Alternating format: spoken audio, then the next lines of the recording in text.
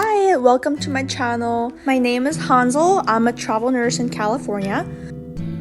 I just started a new contract with a new hospital last week, so I just want to take you on my day as a travel nurse in Cali. I work from 7 a.m. to 7:30 p.m. for 12 hours, 3 days a week. I just arrived at my unit just in time at 7 o'clock. All the unit nurses attend the unit huddle for about 10 minutes, and from 7:10 to I would say about 7:40, I receive patient report from night shift nurses on the 5 patients that I'll take care of today. And then I take a quick 10 minutes to look into patients' charts and finish my report sheet on my 5 patients. Then I go say hi to all my patients, see how they're doing, and get vital signs. Just quickly talk about the general plan of care for the day. And then I go into the medication room to get my essentials like IV flushes, alcohol pads, and some Curos caps, which is to protect the IV site from infection. And get all the morning medications for the patients. Let's also get some different needles for different medications here. And getting some medication cups to hand out the meds. So here I was actually looking for a medication called Sucrafate, and it wasn't loaded in this one. So I went to another one and it wasn't loaded in there either. So I ended up contacting the pharmacy so that they can send it over. Then I was able to get a 15-minute breakfast break. We have a break nurse who watches my patients when I'm gone. I give the break nurse a quick report on my patients, and then I can go enjoy my breakfast break. So I brought some overnight oats that I meal prepped the night before. And I also brought some granola and cacao nibs in a separate baggie to use it as a topping. So it has a lot of protein and nutrients, so it really keeps me full until lunchtime. And it's super quick and easy to make the night before, so it's like my favorite go-to meal for breakfast.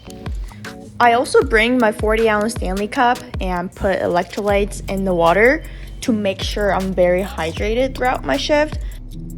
Honestly, I feel like drinking water is just so important, especially for nurses, because we're always on our feet doing stuff, running around, so we gotta make sure we're drinking water.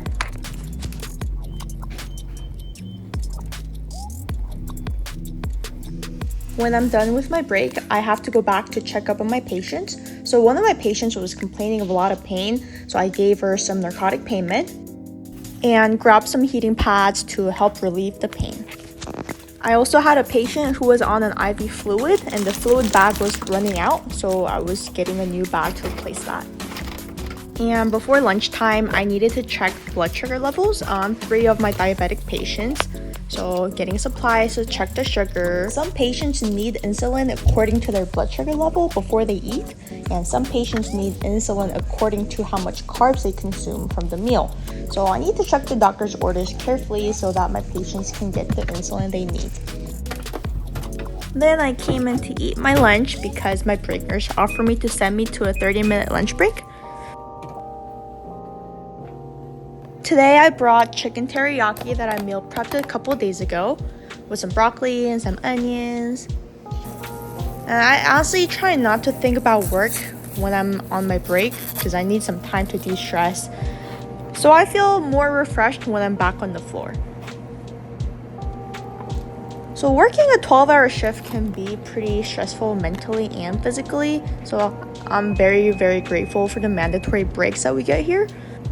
I've also worked as a nurse for about 3 years in the East Coast where we rarely get any breaks, or the floor nurses need to break each other just to eat lunch.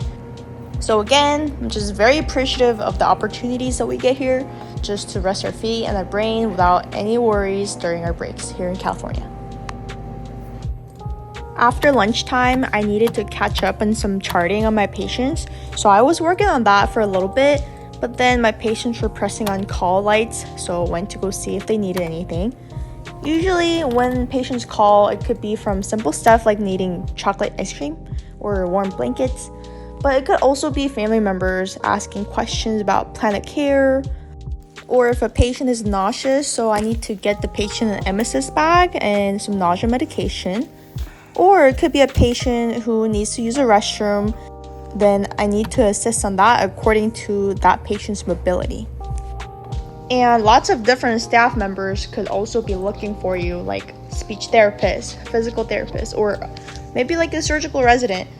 And you'll also be getting lots of phone calls from family members, or from x-ray or laboratory for any critical lab results.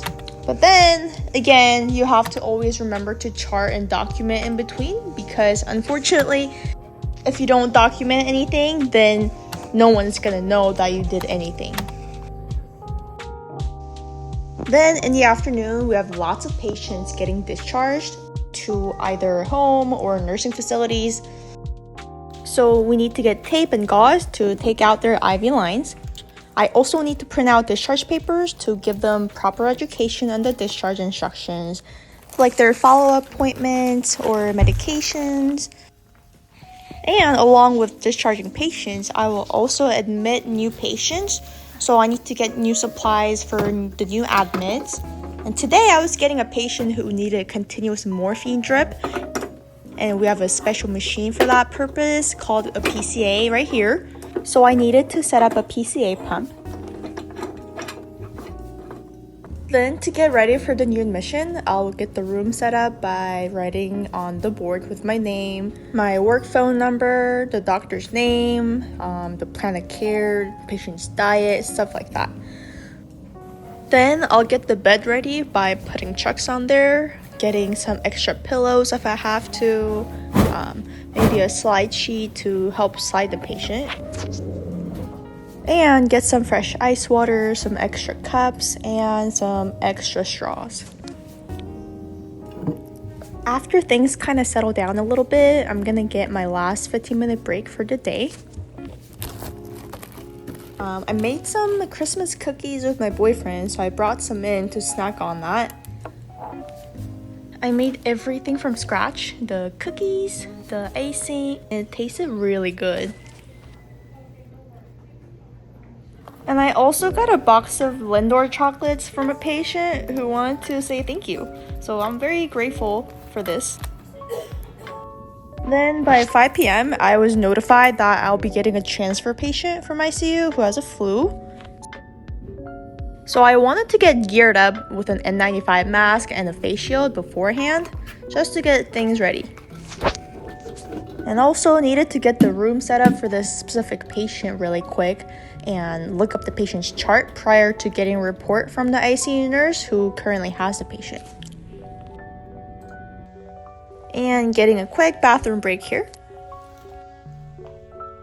But then it seemed like the transfer patient was not gonna come until later at nighttime. So I just decided to sit down to finish my charting on all my patients and leave notes if necessary.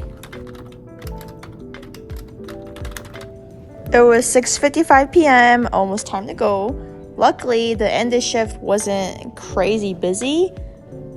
So just waiting for the night shift nurses to get patient report from me. Then I had to hand off the 5 patients that I had during the day, say goodbye to the patients, and then I'm off. Fortunately, I didn't have to come back to work the next day, so I threw away my report sheet in the shredder because that's patient information. Return any medications that I had in hand, and clear my pockets. My boyfriend came to pick me up, so we're heading home, and it's like my routine that I tell him everything that happened at work and vent, so it kind of works like therapy. Thank you for watching, and follow for more videos.